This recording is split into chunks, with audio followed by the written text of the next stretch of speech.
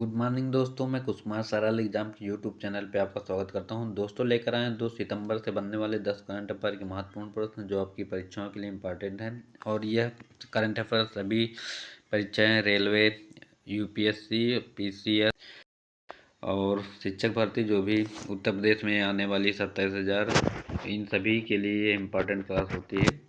और इसमें current affair के साथ साथ आपको स्टडी जीके का भी नॉलेज मिलता है, जिससे यह क्लास ज़्यादा रोचक हो जाती है। और फिर शुरू करते हैं आज का हमारा पहला प्रश्न। और उससे पहले सभी दोस्तों से मेरा निवेदन है कि इस क्लास को ज़्यादा से ज़्यादा लोगों तक शेयर करें, लाइक करें, सब्सक्राइब करें, क्लास अच्छी लगी हो तो। प्रश्न है हमारा, वायुसेना के नए उप प्रमुख पद पर किसकी नियुक्ति की गई? इसके ऑप्शन है अनूप कुमार, बी ऑप्शन है आशुतोष त्रिवेदी, सी है तोजिंदर सिंह या डी है हरि कुमार। तो राइट आंसर इसका होगा सी ऑप्शन, तोजिंदर सिंह जो हैं उप प्रमुख बनाए गए हैं वायुसेना के। ठीक, अब इसमें डिटेल बता दें आपको तो एयर मार्शल तोजिंदर सिंह ने रविवार को भारतीय वायुसेना के उप प्रमुख का पदभार संभाला है। वायुसेना के मुख्यालय वायु भवन में कार्यभार संभालने के बाद एयर मार्शल ने राष्ट्रीय युद्ध स्मारक पर बलिदान देने वाले बहादुरों को श्रद्धांजलि दी। राष्ट्रीय रक्षा अकादमी के पूर्व छात्र एयर मार्शल तेजिंदर सिंह को 13 जून 1987 को भारतीय वायुसेना आईएएफ की लड़ाकू शाखा में नियुक्त किया गया था। अब बात करें वायुसेना की स्थापना की तो 8 अक्टूबर 1932 में इसकी स्थापना हुई और 8 अक्टूबर को वायुसेना दिवस भी मनाया जाता है। प्रमुख कौन है वर्तमान में? तो वी आर चौधरी। इसके मुख्यालय कहाँ है? तो नई दिल्ली में। ठीक, नेक्स्ट हमारा प्रश्न है, उत्तर प्रदेश शिक्षा सेवा चयन बोर्ड की पहली महिला अध्यक्ष किसे नियुक्त किया गया है? इम्पॉर्टेंट है उत्तर प्रदेश एग्जाम की दृष्टि से, क्योंकि जो परीक्षाएं यूपी से लगेंगी शायद उसमें ये प्रश्न पूछा जा सके। ठीक, तो ये शिक्षा सेवा चयन बोर्ड 2 साल से कार्यरत था बनने के लिए, अब पूर्ण रूप से बन चुका है। ठीक, तो इसके ऑप्शन है कीर्ति पांडे, सुमन लता, मंजू शर्मा या ललिता देवी। राइट आंसर इसका होगा ए ऑप्शन, कीर्ति पांडे जो है उत्तर प्रदेश शिक्षा सेवा चयन बोर्ड की पहली महिला अध्यक्ष बनी है। और ये रहने वाली कहाँ? गोरखपुर की पंडित दीनदयाल उपाध्याय जो यूनिवर्सिटी वहाँ की समाजशास्त्र की ये शिक्षक प्रोफेसर हैं। ठीक, तो कीर्ति पांडे उत्तर प्रदेश शिक्षा सेवा चयन आयोग की पहली महिला अध्यक्ष बनाई गई हैं। गोरखपुर यूनिवर्सिटी में समाजशास्त्र की प्रोफेसर कीर्ति पांडे को इस नए आयोग का अध्यक्ष नियुक्त किया गया। ठीक, अब देखो क्या करवाती हैं भर्ती का। फिलहाल कोर्ट ने आदेश तो दिया है, का हो जाए तो बढ़िया है। और अभी तक आयोग के कार्यवाहक अध्यक्ष के रूप में प्रमुख सचिव उच्च शिक्षा MP अग्रवाल ही थे। ठीक, लेकिन कोई काम नहीं हुआ इनके पद पे रहने से। और प्रयागराज में 23 अगस्त 2023 को इस आयोग का गठन किया गया था। नेक्स्ट हमारा प्रश्न है, हाल ही में 8वें फीफा अंडर-17 महिला विश्व कप की सहायक रेफरी रिहोलांग किस राज्य से बिलोंग करती हैं? नागालैंड, सिक्किम, मिजोरम या असम। तो इसका राइट आंसर सी होगा, ये मिजोरम की रहने वाली। ठीक, अब इनके बारे में बताएं तो विश्व फुटबॉल की अधिकृत संस्था जो फीफा है, फीफा करवाती फुटबॉल, ने डोमिनिकन गणराज्य में होने वाले रोमानियाई अंडर-17 महिला विश्व कप के लिए सहायक रेफरी के रूप में मेघालय के रिहोलांग धार को चुना है। ठीक, अंडर-19 वाला जो अभी हुआ है उसमें भारत ने जीता और अंडर-20 वाला जो हुआ है उसमें बांग्लादेश ने जीता। ठीक, तो ये मेघालय की रहने वाली है। और 8वां फीफा अंडर-17 महिला विश्व कप 16 अक्टूबर से 3 नवंबर 2024 तक डोमिनिकन गणराज्य में आयोजित किया जाएगा। भारत ने 2022 में फीफा अंडर-17 महिला कप में भाग लिया और फाइनल में कोलंबिया को हराकर स्पेन की चैंपियन टीम में वापसी की है। 34 साल की रिहोलांग धार फीफा अंडर-17 महिला कप में सहायक रेफरी बनने वाली वेना फर्नांडीज के बाद दूसरी महिला है। इंपॉर्टेंट है। ठीक, और मेघालय पुलिस में काम करने वाली, ये मेघालय पुलिस में भी हैं काम करने वाली रिहोलांग धर 2009 में रिटायर होने से पहले एक फुटबॉलर थी। फुटबॉल से रिटायर होने के बाद उन्होंने अपना कैरियर इसमें स्टार्ट किया। ठीक, और नेक्स्ट हमारा प्रश्न है, सबकी योजना सबका विकास उत्तर प्रदेश में किस जिले से प्रारंभ की गई? अलीगढ़, आगरा, कानपुर या बागपत। राइट आंसर इसका डी ऑप्शन बागपत होगा। ठीक, यह योजना फिलहाल केंद्र सरकार की है, लेकिन इसके अंतर्गत यूपी में ये काम शुरू हो रहा है इसका। तो सबकी योजना सबका विकास उत्तर प्रदेश के बागपत से प्रारंभ की गई। इस योजना का परीक्षण बागपत में 10 ग्राम पंचायत में किया जा रहा है। केंद्र सरकार ने सितंबर 2019 से जन योजना अभियान, जिसे सबकी योजना सबका विकास के रूप में जाना जाता है, शुरू करने का निर्णय लिया था। और इसका उद्देश्य क्या है, तो देश में ग्राम पंचायत विकास योजनाएं जीपी एक मिनट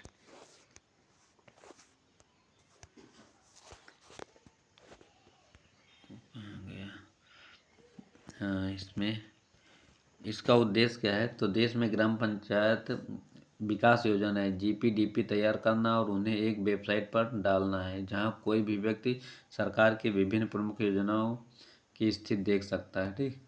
नेक्स्ट हमारा प्रश्न है, राष्ट्रीय पोषण सप्ताह कब से कब तक मनाया जाता है।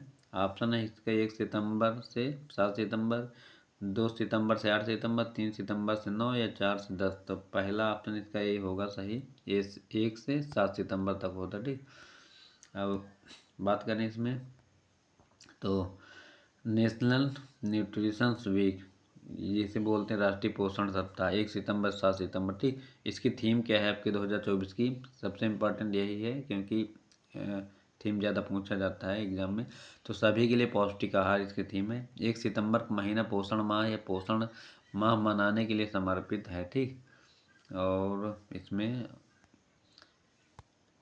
राष्ट्रीय पोषण संस्थान, जिसे बोलते हैं HIYD, महिला और बाल विकास मंत्रालय के अंतर्गत आता है। इसमें प्रमुख कौन है, इस समय श्रीमती अन्नपूर्णा देवी। नेक्स्ट हमारा प्रश्न है, हाल ही में भारत सरकार ने कितनी सरकारी कंपनी को नवरत्न का दर्जा प्रदान किया। 4, 6, 7 या 5। राइट आंसर इसका होगा 4 है। ठीक।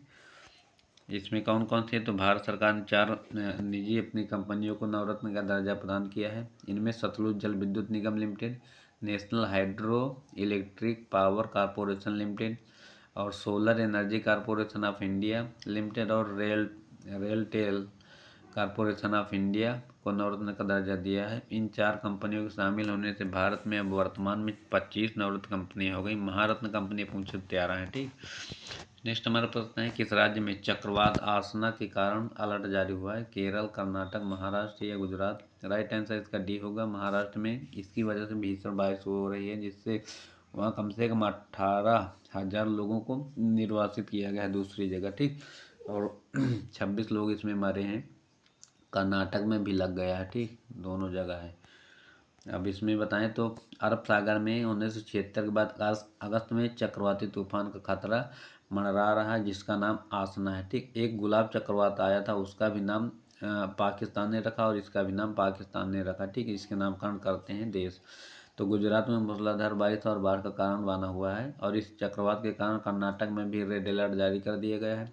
मौसम विभाग ने बताया कि वर्ष 1891 और 2023 के बीच अगस्त के दौरान अरब सागर में केवल 3 चक्रवाती तूफान आए। 1976 में आया, एक 64 में और 1944 में। और 31 अगस्त को गुजरात में बहुत भारी बारिश का अनुमान व्यक्त किया गया था। ठीक। और पाकिस्तान ने इसका नाम दिया है आसना। 52 से 61 किलोमीटर प्रति घंटे की रफ्तार से चली हवा और 87 किलोमीटर प्रति घंटा तक होने का अनुमान भारी बारिश की आशंका होता है। ठीक। और आगे बात करें नेक्स्ट प्रश्न की, निम्नलिखित में से किसे पाटा गोल्ड अवार्ड से सम्मानित किया गया है। उत्तराखंड पर्यटन, केरल पर्यटन, गोवा या गुजरात। तो राइट आंसर भी होगा, केरल पर्यटन को इस पाटा अवार्ड से सम्मानित किया गया है। बात करें इसमें, तो केरल पर्यटन को बुधवार को बैंकॉक में आयोजित एक समारोह में डिजिटल मार्केटिंग अभियान श्रेणी में अपनी ऑनलाइन प्रतियोगिता हॉलीडे हीस्ट के लिए विश्व स्तर पर प्रशंसित Pacific Asia travel association gold award 2024 से सम्मानित किया गया है।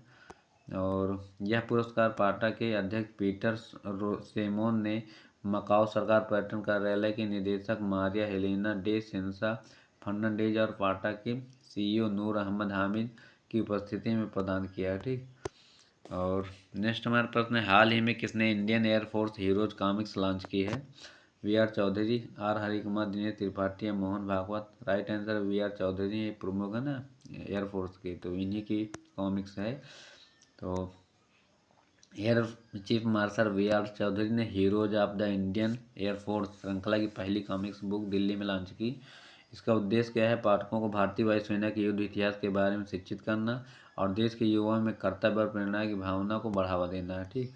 और इस कॉमिक्स बुक में 2 कहानियाँ हैं। पहली कहानी वायुसेना के मार्शल अर्जुन सिंह डीएफसी के बारे में है और दूसरी 1971 की बोवेरा की लड़ाई के बारे में इसमें दिया हुआ है। ठीक। नेक्स्ट हमारा प्रश्न है, रमन मैग्सेसे पुरस्कार 2024 में कितने लोगों को सम्मानित किया गया है? 5, 7, 6 या 8? राइट आंसर इसमें 5 होगा। ठीक। और इसे एशिया का नोबेल पुरस्कार भी कहते हैं। ये फिलीपीन सरकार द्वारा दिया जाता है। रमन मैग्सेसे वहाँ के राजा थे, उन्हीं के नाम पे इस अवार्ड का नामकरण हुआ है।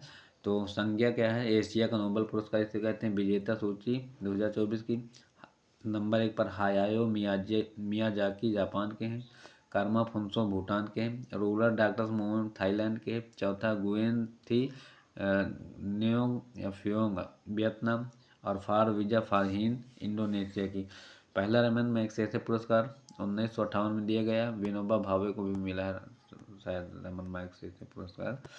और इस पुरस्कार का नाम फिलीपीन के पूर्व राष्ट्रपति रेमन डे फियोरो मैग्सेसे के नाम पर रखा गया, जिनकी 1957 में एक विमान दुर्घटना में मृत्यु हो गई थी। यह पुरस्कार निस्वार्थ सेवा की भावना से काम करने वाले लोगों को दिया जाता है। 16 नवंबर 2024 को मनीला फिलीपींस में आयोजित होगा। और मनीला फिलीपींस में अंतर्राष्ट्रीय चावल अनुसंधान का केंद्र भी है। तो ये थे आज के हमारे 10 करंट अफेयर के महत्वपूर्ण प्रश्न जो आपके एग्जाम के लिए इंपॉर्टेंट थे। और उम्मीद है कि यह वीडियो आपको पसंद आया होगा। क्लास अच्छी लगी हो तो ज़्यादा से ज़्यादा लोगों तक शेयर करें और पॉजिटिव कमेंट करना ना भूलें।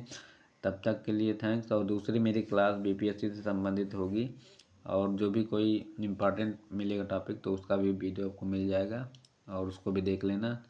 Thank you.